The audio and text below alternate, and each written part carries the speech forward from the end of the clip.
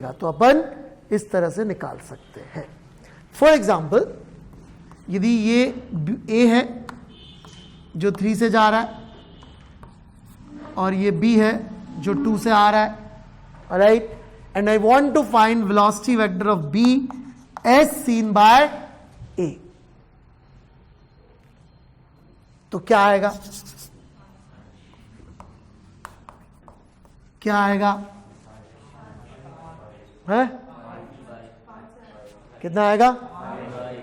5। किस तरफ? अपनी तरफ। कैसे निकाला?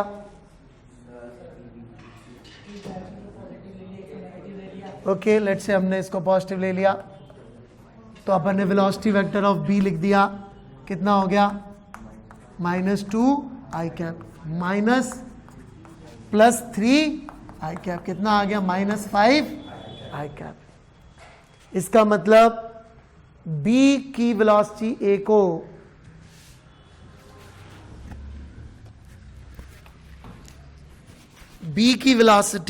को कितनी दिखाई दे रही है?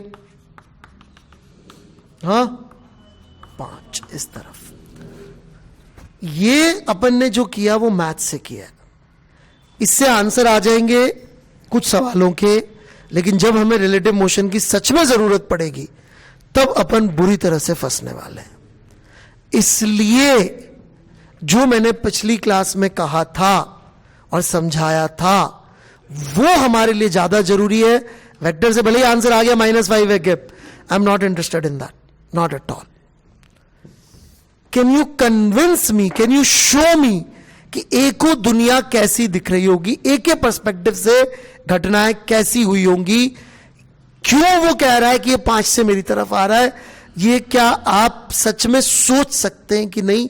ये मैं जानना चाहता हूं। क्या आप चित्र बना सकते हैं जिससे हम कन्विंस हो जाएं कि यार हमें तो ए 2 से 3 से जाता हुआ दिख रहा है, लेकिन मतलब हमें तो बी 2 से आता हुआ दिख रहा है, लेकिन ए को ये 2 से नहीं 5 से आता हुआ दिख रहा होगा। क्या आप कोई चित्र ऐसा बना सकते हैं जिससे ये चीज हमें दिख जाए?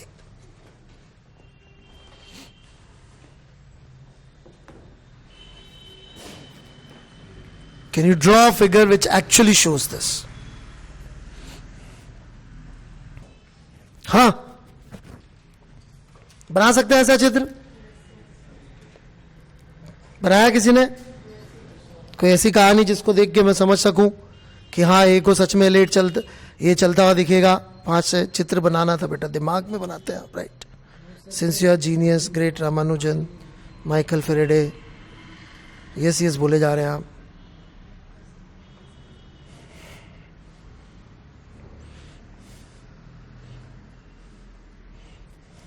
देखिए इधर हम जमीन पे खड़े हुए हैं। देखिए दुनिया में जो समझदार लोग होते हैं ना, समझदार लोग, राइट, वो कौन होते हैं? वाइज लोग, जिनके पास लोग जाते हैं सलाह लेने, झगड़ा निपटाने, राइट, जो चीजों को अलग अलग लोगों के पर्सपेक्टिव से देख सके। हम जनरली उनके पास जाते सलाह मांगने, नहीं, उनके पास ही जाना चाहिए। अपन अपनी गलती करते, अपन लाइफ में अपन अपने जैसे कदों सलाह मांगते रहते। तू क्या पढ़ रहा है? ये अच्छा, चल मैं भी ये पढ़ लेता हूं। जबकि सबसे समझदार लोग कौन माने जाते हैं? जो आपके पर्सपेक्टिव से भी दुनिया को देख के समझ सके और दूसरे के पर्सपेक्टिव से समझ सके और आपको समझाए कि देखो भाई वो आदमी का पर्सपेक्टिव ये है, इसलिए वो ऐसा कह रहा है। तो आप लोग हाँ यार, नहीं, जैसे कि मान लीजिए आपको कभी मम्मी ने डांट दिया बहुत जोर से, और राइट, तो हो सकता है आपको पापा समझाए, देखो बेटा तुम ये कर रहे थे, इससे मम्मी भी तो परेशान हो जाती है, उनके पॉइंट ऑफ व्यू से भी सोचो, कभी ऐसा हुआ हो कभी लाइफ में। तो आपको लगे यार पापा ने ढंग की बात समझाई, मेरे को डांटा, बट गलती मेरी भी थी। नहीं होता ऐसा कभी यार? Vice versa, right. तो इसको वाइजनेस बोलते हैं कि वाइज कौन? जो एक से ज्यादा पॉइंट ऑफ व्यू से चीजों को समझ सके, राइट। भाई एक पॉइंट ऑफ व्यू तो अपना होता है दुनिया का, अपने पॉइंट ऑफ व्यू से तो अपन अपने आप को स्टैंडर्ड 0 मानते हैं और अपने से प्लस वालों को प्लस और नीचे वालों को माइनस कर देते हैं, कहानी खत्म। लेकिन एक वो होता है जो दूसरों के पर्सपेक्टिव से भी देख सके, खुद के पर्सपेक्टिव से भी देख सके। राइट? तो यहां पे हमको ये वाइज वो चाहिए और राइट विजडम चाहिए कि हम खुद के पर्सपेक्टिव से तो देख ही सके. खुद के पर्सपेक्टिव से तो हमें बिल्कुल भी B5 से चलता हुआ दिखाई नहीं दे रहा.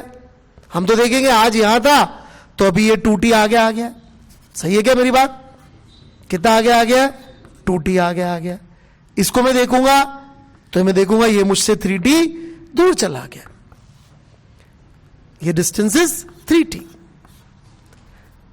क्या लेकिन मैं यहां बैठ के ए के पर्सपेक्टिव से यह समझ सकता हूं कि ए को बी पास से चलता हुआ दिख रहा होगा?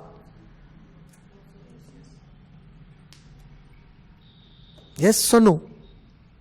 यस.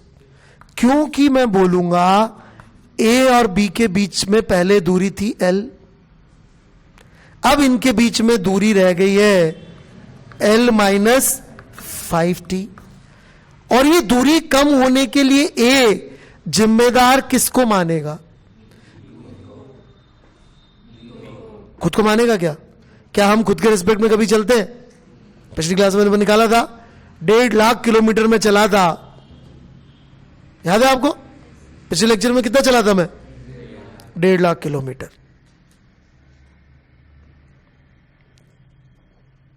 पिछले एक लेक्चर में मैं कितना चल लिया था? 1.5 लाख किलोमीटर. पूछ लो, झूठ बोल रहा हूं मैं?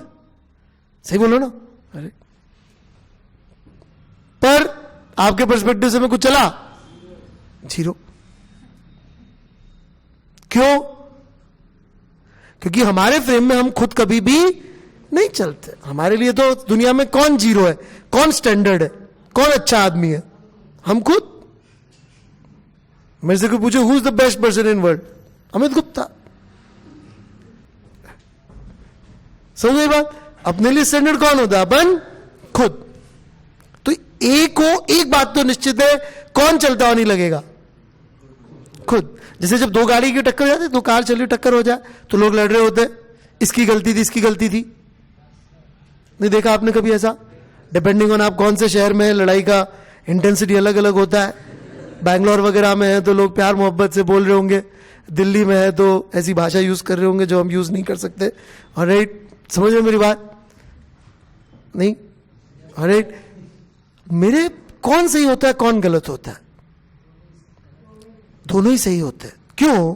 क्योंकि जब मैं इस कार में बैठा हुआ हूं तो मेरे हिसाब से कौन सी कार चल रही थी? मेरी कार. मेरी तो कार चली रही थी, तो मेरे पास में उसने खड़ी कार को ठोका यार तूने.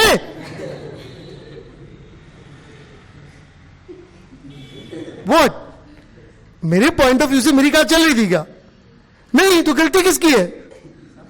सामने वाली ने उसने खड़ी कार को ठोका है. सामने वाला भी यही सोच रहा है कि मेरे फ्रेम से कौन नहीं चल रहा था? मैं खुद. तो गलती किसकी है? सामने वाले की. खड़ी कार को ठोका है. नहीं समझ में बात? अरे फिर दोनों सही होते. तो ए के फ्रेम में कौन नहीं चल रहा होगा? ए खुद. फिर भी दूरी कम होगी. कौन रिस्पॉन्सिबल है? बी. हैंस बी ने कितनी दूरी कम करी टी टाइम में? हैंस बी कितने वेलोसिटी चल रहा है? 5 से. ये विजडम चाहिए हमें कि हम अपना पर्सपेक्टिव भी समझ सके कि बी वैसे तो 2 से चल रहा है लेकिन ए को वो 2 से चलता हुआ महसूस नहीं होगा.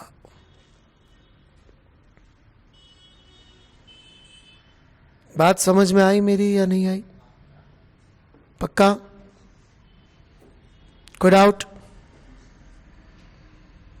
श्योर? अरे तो ऐसे डायग्राम बना के भी आप सोच सकते हैं. आप बोलेंगे सर ये मैथ से भी तो आ रहा है आंसर.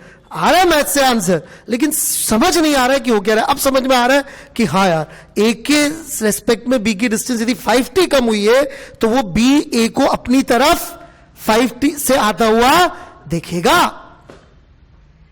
ये सोच यदि समझ में आपके नहीं गई तो आपको रिलेटिव मोशन समझ में नहीं आएगा.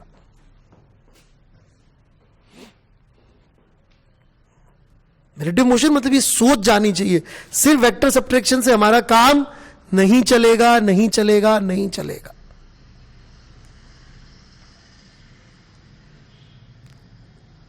Is that clear? Is that clear? Alright.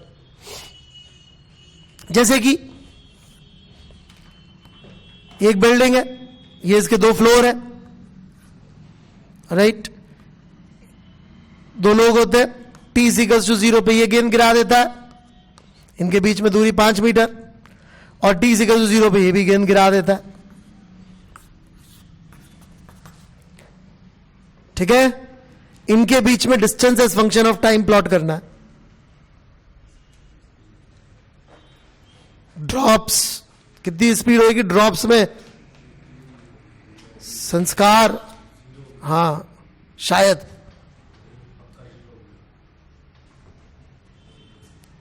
Plot distance between them as function of time.